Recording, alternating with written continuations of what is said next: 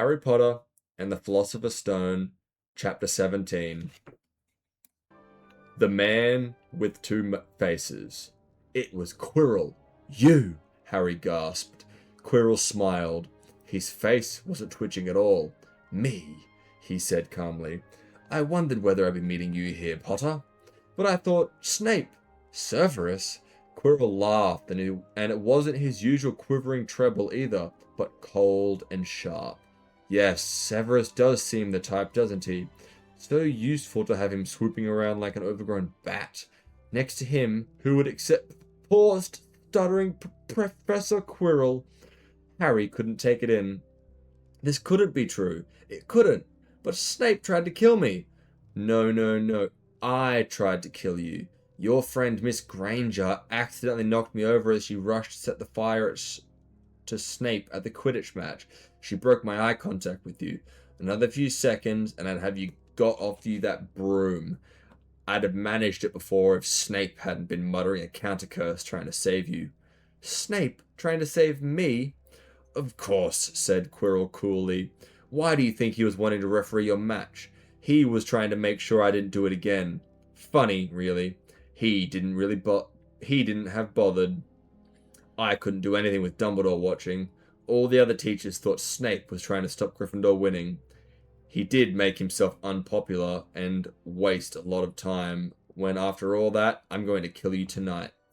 Quirrell snapped his fingers. Rope sprang out of thin air and wrapped around tightly around Harry. You're too noisy to live, Potter. Scurrying around the school at Halloween like that, for all I knew you'd seen me coming to look at what was guarding the stone. You let the troll in? Certainly. I have a special gift with trolls. You must have seen what I did to the one in the chamber back there. Unfortunately, while everyone else was running around looking for it, Snape already suspected me, went straight to the third floor to head me off. And not only did my troll fail to beat him to death, the three-headed dog didn't even manage to bite Snape's leg off properly. Now wait quietly, Potter. I need to examine this interesting mirror. It was only then that Harry realized where he was standing behind Quirrell. It was the Mirror of Erist. The mirror is the key to finding the stone, Quirrell murmured, tapping his way around the frame. Trust Dumbledore to come up with something like this. But he's in London. I'll be far away by the time he gets back. All Harry could think of doing was to keep Quirrell talking and stop him concentrating on the mirror. I saw you and Snape in the forest, he blurted out. Yes, Quirrell said idly, walking around the mirror to look at the back. He was onto me by that time, trying to find out how far I'd got. He suspected me all along, tried to frighten me as though he could when I had Lord Voldemort on my side. Quirrell came back out from behind the mirror and stared hungrily into it. I see the stone. I'm presenting it to my master, but where is it? Harry struggled against the ropes binding him, but they didn't give up. He had to keep Quirrell from giving his whole attention to the mirror. But Snape always seemed to hate me so much.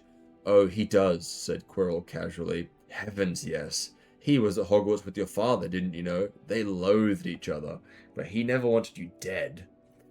But I heard you a few days ago sobbing. I thought Snape was threatening you. For the first time, a spasm of fear flitted across Quirrell's face. Sometimes, he said, I find it hard to follow my master's instructions. He is a great wizard, and I am weak. You mean he was there in the classroom with you? Harry gasped. He is here with me wherever I go, said Quirrell quietly. I met him when I was travelling around the world, a foolish young man. I was full of ridiculous ideas about good and evil. Lord Voldemort showed me how wrong I was. There is no good and evil, there is only power, and those too weak to see it. Since then, I have served him faithfully, although I have let him down many times. He has had to be very hard on me, quivered Quirrell suddenly. He does not forgive mistakes easily. When I failed to steal the stone from Gringotts, he was most displeased. He punished me, decided he would have to keep a closer watch on me. Quirrell's voice tailed away. Harry was remembering his trip to Diagon Alley. How could he have been so stupid? He'd seen Quirrell there that very day, shaken hands with him in the leaky cauldron. Quirrell cursed under his breath. I don't understand. Is the mirror inside the mirror? Should I break it? Harry's mind was racing. What I want more than anything else in the world at that moment, he thought, is to find the stone before Quirrell does. So if I look into the mirror, I should see myself finding it, which means I'll see where it's hidden. But how can I look without Quirrell realizing what I'm up to? He tried to edge to the left to get in front of the glass without Quirrell noticing, but the ropes around his ankles were too tight. He tripped and fell over. Quirrell ignored him. He was still talking to himself. What does this mirror do? How does it work? Help me, master. And to Harry's horror, a voice answered, and the voice seemed to come from Quirrell himself. Use the boy! Use the boy! Quirrell rounded on Harry. Yes, Potter, come here. He clapped his hands once, and the ropes binding Harry fell off. Harry slowly got to his feet. Come here, Quirrell repeated, looking at the mirror, and tell me what you see. Harry walked towards him. I must lie, he thought desperately. I must look and lie about what I see, that's all. Quirrell moved close behind him. Harry breathed in the funny smell that seemed to come off Quirrell's turban. He closed his eyes, stepped in front of the mirror, and then opened them again. He saw his reflection, pale and scared looking at first, but a moment later the reflection smiled at him. It put its hand in its pocket and pulled out a blood-red stone. It winked and put the stone back in its pocket. And as it did, Harry felt something heavy drop into his real pocket. Somehow, incredibly, he'd got the stone. Well, Quirrell said impatiently, what do you see? Harry screwed up his courage. I see myself shaking hands with Dumbledore. He invented... I've won the House Cup for Gryffindor. Quirrell cursed again. Get out of the way, he said. As Harry moved aside, he felt the Philosopher's Stone against his leg. Dare he make a break for it? But he hadn't walked 5 paces before a high voice spoke, though Quirrell's lips weren't moving. He lies! He lies! Potter, come back here!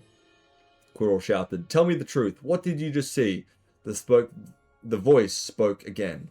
Let me speak to him, face to face. Master, you are not strong enough. I have the strength enough for this. Harry felt as if Devil's Snare was rooting him to the spot. He couldn't move a muscle. Petrified, he watched as Quirrell reached up and began to unwrap the turban. What was going on? The turban fell away. Quirrell's head looked strangely small without it. Then he turned slowly on the spot. Harry would have screamed, but he couldn't make out a sound. Where there should have been a back to Quirrell's head, there was a face. The most terrible face Harry had ever seen. It was chalk white with glaring red eyes and slits for nostrils like a snake. Harry Potter, it whispered. Harry tried to take a step backwards, but his legs wouldn't move. See what I have become, the face said, a mere shadow and vapor. I have form only when I can see another's body. But there's always been those willing to let me into their hearts and minds. Unicorn blood has strengthened me these past weeks. You saw faithful Quirrell drinking it from me in the forest. And once I have the elixir of life, I'll be able to create a body of my own. Now, why don't you give me that stone in your pocket? So he knew. The feeling suddenly surged back into Harry's legs. He stumbled backwards. Don't be a fool, snarled the face. Better save your own life and join me, or you'll meet the same end as your parents. They died begging me for mercy. Liar! Harry shouted suddenly. Quirrell's walking backwards at him, so that Voldemort could still see him. The evil face was now smiling. How touching, it hissed. I always valued bravery. Yes, boy, your parents were brave. I killed your father first, and he put up a courageous fight. But your mother needn't have died. She was trying to protect you. Now give me the stone, unless you want to have died in vain. Never! Harry sprung towards the flame door, but Voldemort screamed, Seize him! And the next second, Harry felt Quirrell's hand close on his wrist. At once, a sharp pain seared across Harry's scar. His head felt as though it was about to split in two.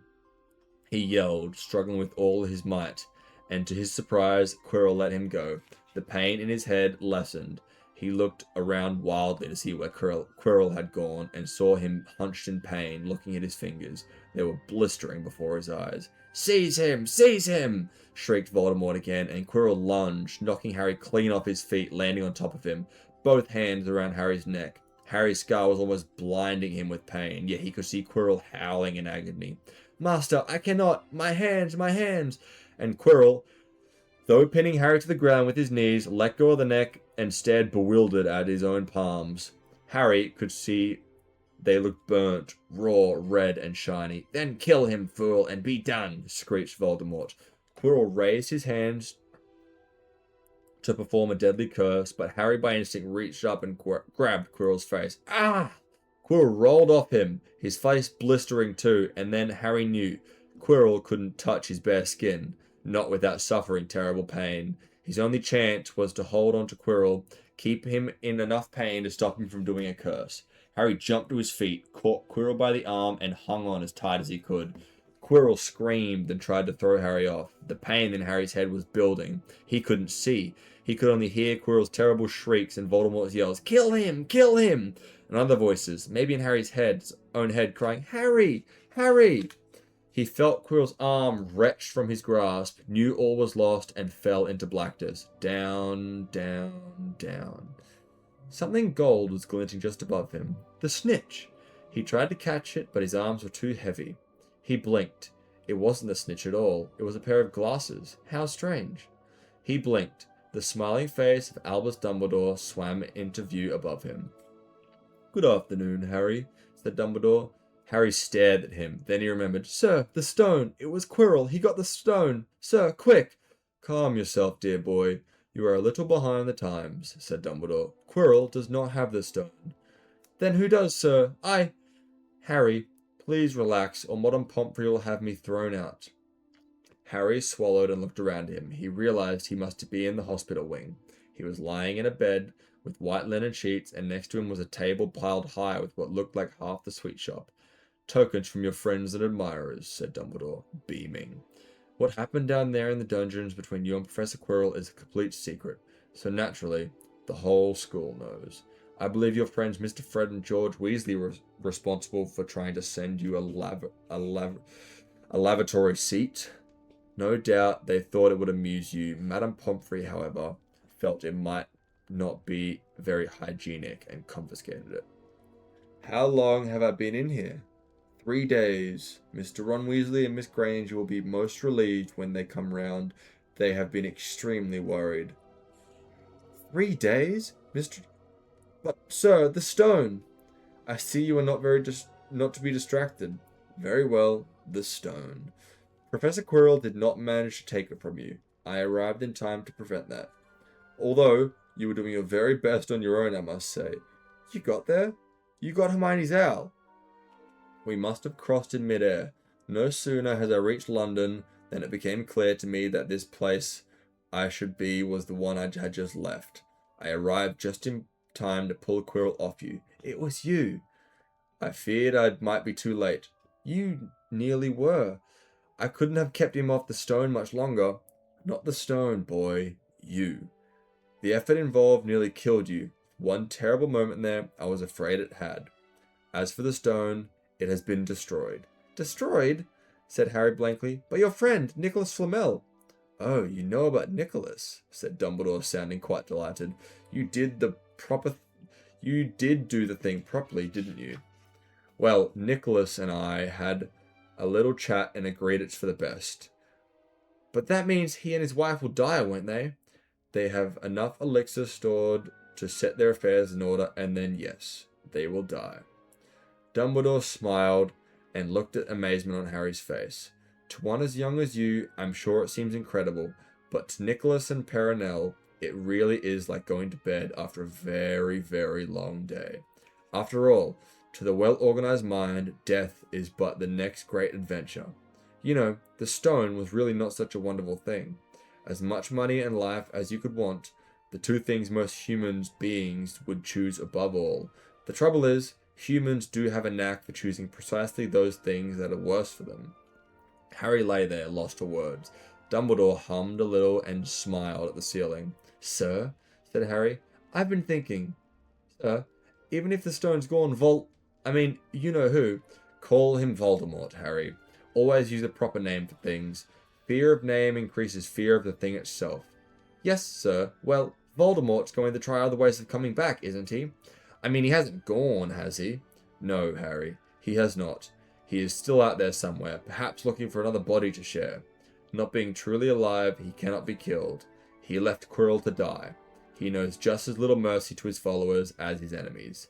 Nevertheless, Harry, while you may have delayed his return to power, it will merely take someone else who is prepared to fight what seems a losing battle next time. And if he is delayed again and again, why, he may never return to power. Harry nodded, but stopped quickly because it made his head hurt. Then, he said, Sir, there are some other things I'd like to know, if you can tell me. Things I want to know the truth about. The truth? Dumbledore sighed. It is a beautiful and terrible thing, and should therefore be treated with great caution. However, I shall answer your questions unless I have a very good reason not to. In case I beg you'll forgive me, I shall not, of course, lie. Well, Voldemort said that he only killed my mother because she tried to stop killing me. But why would he want to kill me in the first place? Dumbledore sighed very deeply this time. Alas, the first thing you ask me, I cannot tell you.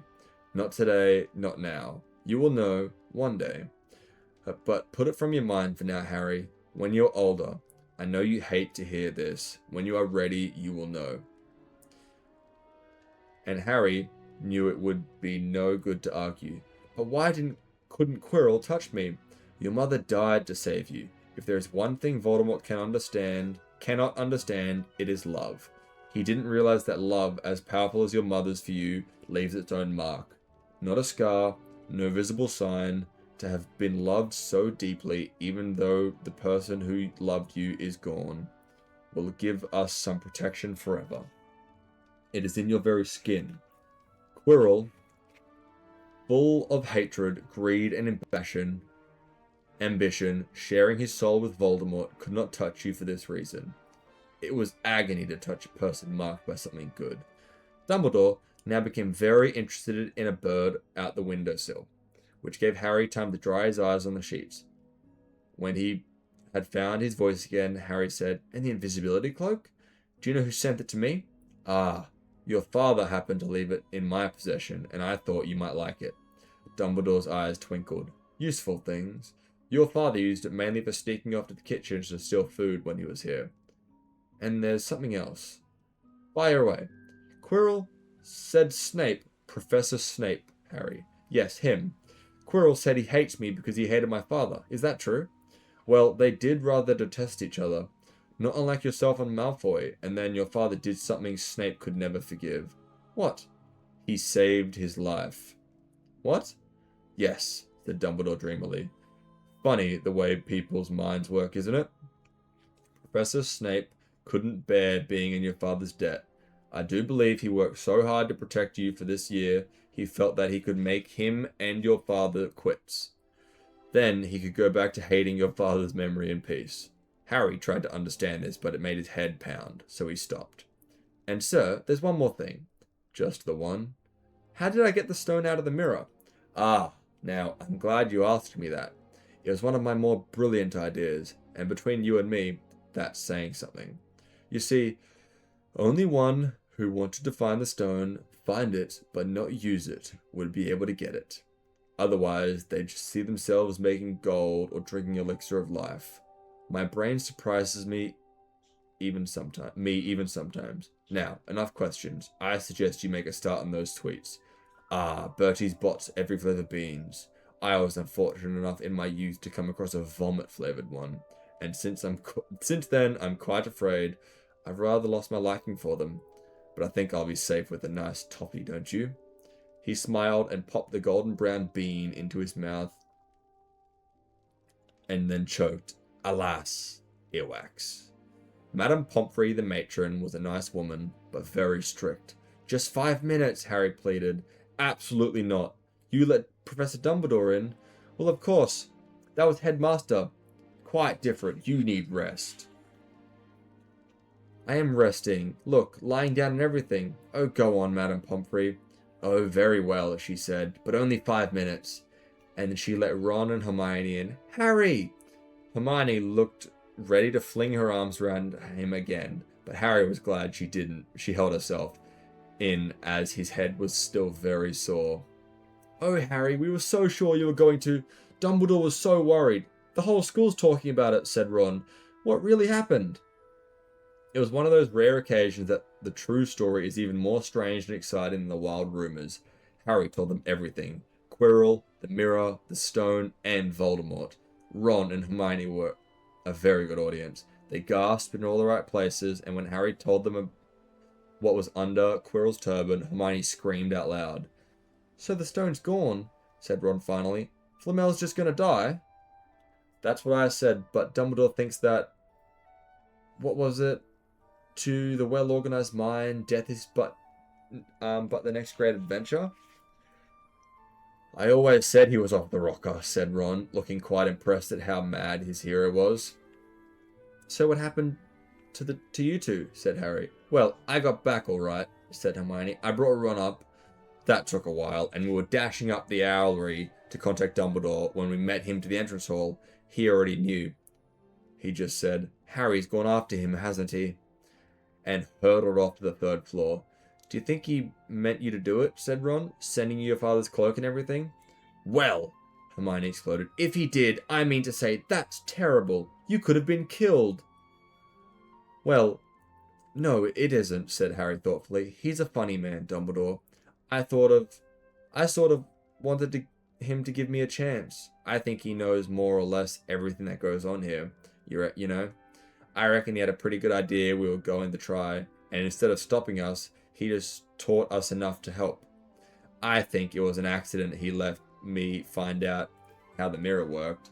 It was almost like he thought I had the right to face Voldemort if I could. Yeah, Dumbledore's barking all right, said Ron proudly. Listen, you've got to be up for the end of the year feast tomorrow.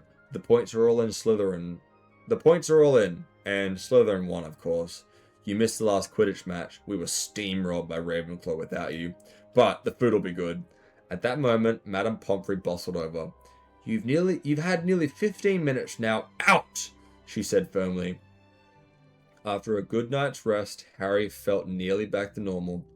I want to go to the feast, he told Madame Pomfrey as she straightened his many sweet boxes. I can, can't I? Professor Dumbledore says you are to be allowed to go, she said stiffly. As though, in her opinion, Professor Dumbledore didn't realize how risky feasts could be. And you have another visitor. Oh, good, said Harry. Who is it? Hagrid sidled through the door as he spoke. As usual, when he was indoors, Hagrid looked too big to be allowed.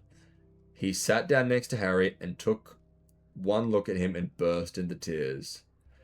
It's all my ruddy fault, he sobbed, his face in his hands. I told the evil git how to get past Fluffy. I told him. It was the only thing he didn't know, and I told him. You could have died, all for a dragon egg. I'll never drink again. I should be chucked out and made to live as a muggle. Hagrid, said Harry, shocked to see Hagrid shaking with grief and remorse. Great tears leaked down his beard. Hagrid, he'd have found out somehow. This is Voldemort we're talking about. He'd have found out even if you hadn't told him. You could have died, said Hagrid, and don't say his name. Voldemort, Harry bellowed, and Hagrid was so shocked he stopped crying. I've met him, and I'm calling him by his name. Please cheer up, Hagrid. We saved the stone. It's gone. He can't use it. Have a chocolate frog. I've got loads. Hagrid wiped his nose on the back of his hand and said, That reminds me. I've got you a present. It's not a stoat sandwich, is it? Said Harry anxiously at last as Harry gave a weak chuckle. Nah, Dumbledore gave me the rest of the day off to fix it. Of course, he should have sacked me instead. Anyway, got you this. It seemed to be a handsome leather-covered book. Harry opened it curiously. It was full of wizard photographs. Smiling and waving at him from every page were his mother and father. Sent owls off to your parents' old school friends asking for photos. Knew you didn't have any. Do you like it? Harry couldn't speak, but Hagrid understood. Harry made his way down to the end of the year feast alone that night. He had been held up by Madame Pomfrey's fussing about insisting on giving him one last checkup so that the Great Hall was already full. It was decked out in Slytherin colours of green and silver to celebrate. Slytherin winning the House Cup for the 7th year in a row. A huge banner showing Slytherin serpents covered the wall behind the high table. When Harry walked in, there was a sudden hush, and then everybody started talking loudly at once. He slipped into a seat between Ron and Hermione at the Gryffindor table and tried to ignore the fact that people were standing up to look at him. Fortunately, Dumbledore arrived moments later. The babble died away. "Another year gone," Dumbledore said cheerfully, "and I must trouble you with an old man's wheezing waffle before we sink our teeth into our delicious feast. What a year it has been. Hopefully your heads are all a little fuller than they were. You have the whole summer ahead to get them nice and empty before next year. Now, as I understand, the House Cup here needs awarding, and the points stand thus. In 4th place, Gryffindor with 312 points. In 3rd, Hufflepuff with 352 points. Ravenclaw have 426. Slytherin, 472. A storm of cheering and stampeding broke out from the Slytherin table. Harry could see Draco Malfoy banging his goblet on the table. It was a sickening sight. "Yes, well done, Slytherin," said Dumbledore. "However, recent events must be taken into account." The room went very still. The Slytherin smiles faded a little. "Ahem," said Dumbledore. "I have a few last-minute points to dish out. Let me see. Yes. First, to Mr. Ron Weasley." Ron went purple in the face. He looked like a radish with sunburn. "For the best played game of chess Hogwarts has seen in many years, I award Gryffindor 50 points." Gryffindor's cheers nearly raised the bewitched ceiling. The stairs overhead seemed to quiver. Percy could be heard telling the other prefects, "My brother, you know, my youngest brother, got past McGonagall's giant chess set." At last, there was silence again. Second, to Miss Granger, for the use of cool logic in the face of fire, I award Gryffindor House 50 points. Hermione buried her face in her arms. Harry strongly suspected she had burst into tears. Gryffindor up and down the tables were beside themselves. They were 100 points up. Third, to Mr. Potter, said Dumbledore. The room went deadly quiet. For pure nerves of standing courage, I award Gryffindor House 60 points. The din was deafening. Those who could add up while yelling themselves knew that Gryffindor now had 472 points, exactly the same as Slytherin. They had drawn for House Cup. If only Gryffindor had given Harry just one more point. Dumbledore raised his hand. The room gradually fell silent. There are all kinds of courage, said Dumbledore, smiling. It takes a great deal of bravery to stand up to your enemies, but just as much to stand up to your friends. I therefore award 10 points to Mr. Neville Longbottom. Someone standing outside the Great Hall might well have thought some sort of explosion had taken place. So loud was the noise that erupted from the Gryffindor table. Harry, Ron, and Hermione stood up to yell and cheer as Neville, white with shock, disappeared under a pile of people hugging him. He had never won so much as a point for Gryffindor before. Harry, still cheering, nudged Ron in the ribs and pointed at Malfoy, who couldn't have looked more stunned and horrified if he'd just had the body binds curse put on him. Which means, Dumbledore called over the storm of applause, for Ravenclaw and Hufflepuff were celebrating the downfall of Slytherin, we need a little change of decoration. He clapped his hands. In an instant, the green hangings became scarlet and the silver became gold. The huge Slytherin serpent vanished and a towering Gryffindor lion looked down in its place. Snape was shaking Professor McGonagall's hand with a horrible forced smile. He caught Harry's eye, and Harry knew at once Snape's feeling towards him hadn't changed one jot. This didn't worry Harry. It seemed as though his life would be back to normal next year, or as normal as it could be at Hogwarts. It was the best evening of Harry's life, better than winning a Quidditch on Christmas or knocking out the Mountain Troll. He would never, ever forget tonight. Harry had almost forgotten that the exam results were still to come. But come they did. To their great surprise, both he and Ron passed with good marks. Hermione, of course, came top of the year. Even Neville scraped through. his good herbology mark making up for his abysmal potions one. They had hoped that Goyle, who had almost as stupid as he was mean, might have been thrown out, but he had passed too. It was a shame, but as Ron said, you couldn't have everything in life. And suddenly their wardrobes were empty, their trunks were packed. Neville's toad was found lurking in a corner of the toilets. Notes were handed out to all the students, warning them not to use magic over the holidays. I always hope they'll forget to give us these, said Fred Weasley sadly. Hagrid was there to take them down to the fleets of boats that sailed across the lake. They were boarding the Hogwarts Express, talking and laughing as the countryside became greener and tidier, eating Bertie Bott's every flavour bean as they sped past Muggle towns, pulling off their wizard robes and putting on their jackets and coats, pulling into platform 9 3/4 at King's Cross Station. It took quite a while for all of them to get off the platform. A wizened old guard was up by the ticketing barrier, letting them go through the gate in twos and threes so they didn't attract attention by all bursting out of a solid wall at once and alarming the Muggles. You must come and stay this summer, said Ron. Both of you. I'll send you an owl. Thanks, said Harry. I'll need something to look forward to. People jostled them as they moved forward towards the gateway back to the Muggle world. Some of them called, Bye, Harry. See you, Potter. Still famous, said Ron, grinning at him. Not where I'm going, I promise you, said Harry. He, Ron and Hermione passed through the gate together.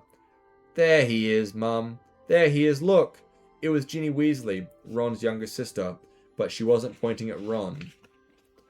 Harry Potter, she squealed. Look, Mum, I can see. Be quiet, Ginny. And it's rude to point. Miss Weasley smiled down at them. Busy year? She said. Very, said Harry. Thanks for the fudge and the jumper, Miss Weasley. Oh, it was nothing, dear. Ready, are you? It was Uncle Vernon, still purple-faced, still mustached, looking furious at the nerve of Harry carrying an owl in a cage in a station full of ordinary people. Behind him stood Aunt Petunia and Dudley, looking terrified at the very sight of Harry. You must be Harry's family, said Mrs. Weasley. In a matter of speaking, said Uncle Vernon. Hurry up, boy, we haven't got all day. He walked away. Harry hung back for a last word with Ron and Hermione. See you over the summer, then. Hope you have a good holiday, said Hermione, looking uncertainly after Uncle Vernon, shocked that anyone could be so unpleasant. Oh, I will, said Harry, and they were surprised at the grin that was spreading over his face. They don't know we're not allowed to use magic at home. I'm going to have a lot of fun with Dudley this summer.